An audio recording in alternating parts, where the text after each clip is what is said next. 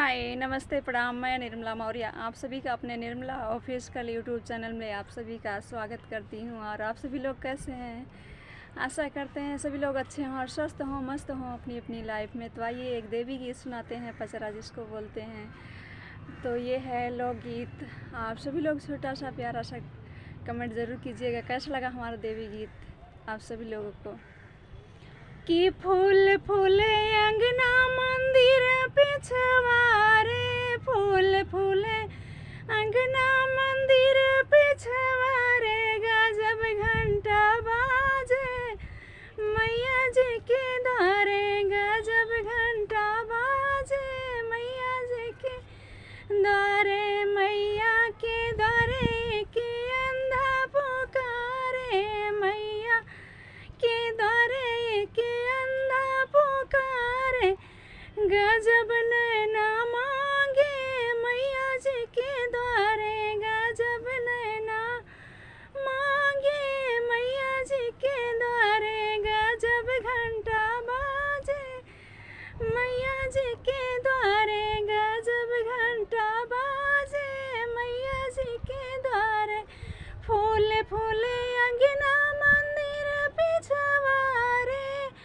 फूल फूले अंगना मंदिर पिछवारे, गजब घंटा बाजे मैया जी के द्वारे, मैया के द्वारे के कोड़ी पुकारे, मैया के द्वारे के कोड़ी पुकारे, गजब काया मांगे मैया जी के द्वारे, गजब काया मांगे मैया जी के द्वारे, गजब काया मांगे मैया जी के द्वारे, गजब घंटा बाजे मैया जी के द्वारे, फूल फूले अंगना मंदिर पिछवारे, फूल फूले अंगना मंदिर पिछवारे, गजब घंटा बाजे मैया जी के द्वारे,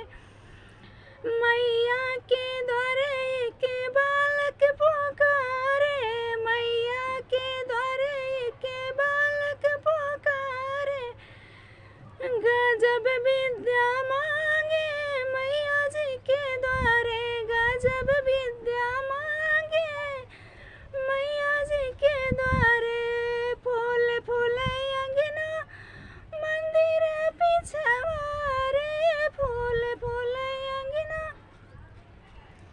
मंदिर पिछवारे, गजब घंटा बाजे मैया जी के द्वारे, मैया के द्वारे के बाजिन पुकारे, मैया के द्वारे के बाजिन पुकारे, गजब काया मांगे मैया जी के द्वारे, गजब काया मांगे मैया जी के द्वारे, गजब काया मांगे मैया जी के द्वारे, मैया के द्वारे के निर्धन पुकारे, मैया के द्वारे के निर्धन पुकारे, गजब धनवा मांगे मैया जी के द्वारे, गजब धनवा मांगे मैया जी के द्वारे, फूल फूले अंगना मंदिर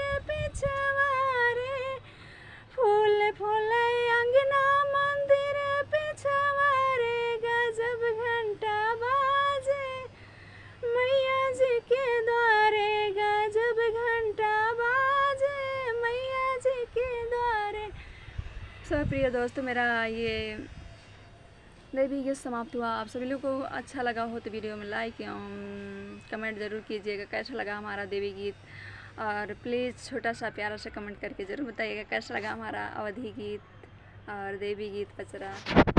तो फिर मिलते हैं किसी और नेक्स्ट वीडियो में आप सभी लोगों से। जब तक के लिए बाय बाय। देखिए हमारा छत है, ये कितना अच्छा नज़ारा है यहाँ का। यहाँ पे टमाटर लगा हुआ है और टमाटर लग गिर भी रहा है। और इधर पौधे हैं बहुत सारे।